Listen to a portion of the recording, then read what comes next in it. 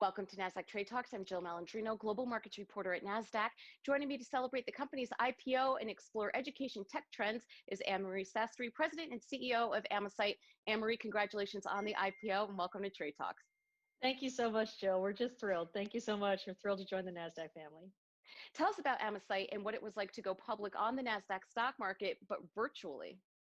Well, Amesite is an artificial intelligence software company, ticker AMST, and it was a thrill to go public, and it was very convenient to do it virtually, which actually is the upside of what we're learning now in society.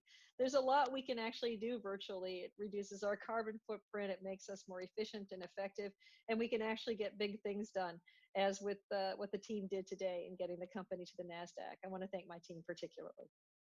And what will going public allow the company to do, and what's next for Amesite?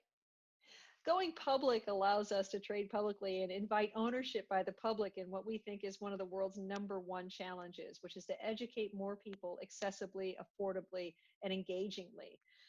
We have seen student debt spiral out of control. We have seen the access to education be throttled, and we've seen a pretty messy shift online, not due to really despite the strong efforts of teachers, learners, parents, families everywhere. The COVID pandemic has pressure tested our systems, and we know that they're lacking. That's okay. The next step for education is to shore up and create the kind of engagement with digital tools that we know are possible from excellent commercial examples. See, and it's only appropriate that you go public virtually. It fits right into Amesite's mission. So let's talk about this, the trends that we're seeing in EDU tech and how they were accelerated as a result of COVID-19. During the pandemic, almost 100% of learning went online for a period in most countries. And in fact, the world has already lost between 500 million and 1 billion school years. Amesite, ticker AMST, is dedicated to making sure that people can get access online. We mourn the tragedy, we mourn the losses. It does give us a redoubled sense of purpose that we want to make sure education is accessible. Everybody on team is extremely passionate about making sure that education is available to all who want it. How do we do that? Well, we do that with tools that create engagement, artificial intelligence tools that are used in a similar way when you consume music or consume movies. Your preferences are delivered to you. The understanding that a sophisticated computational code base can develop on how people interact and how they engage with materials is simply not possible with an overburdened teacher.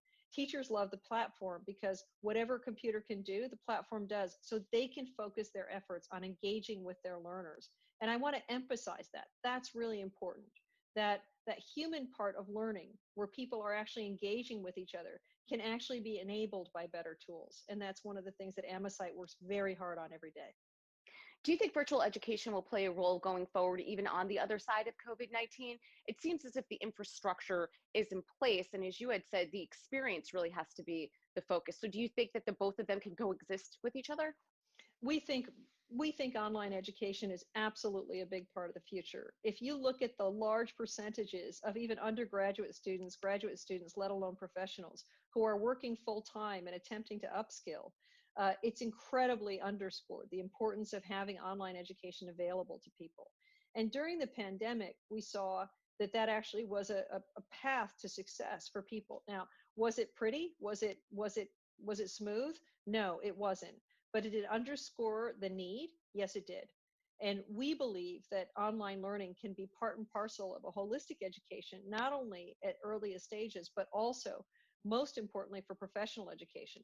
At no time in human history has technology moved as fast as it's moving right now.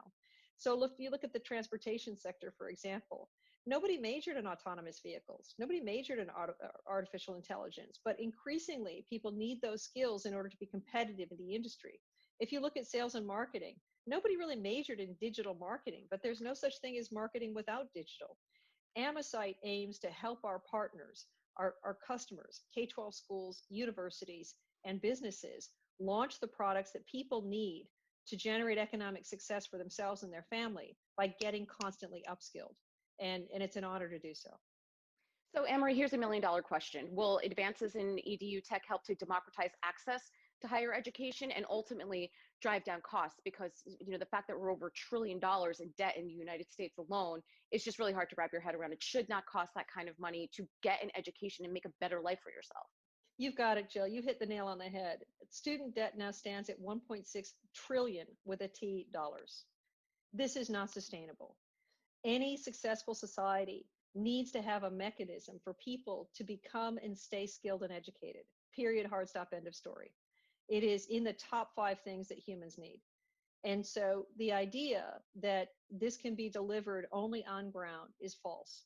Actually, online learning has been shown to be more effective in many learning situations and certainly increases access and reduces cost.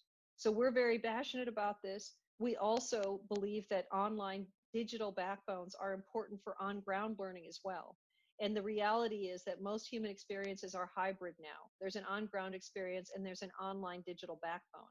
That trend will continue. We need it to accelerate in order to make sure everybody who wants an education can get one affordably and accessibly.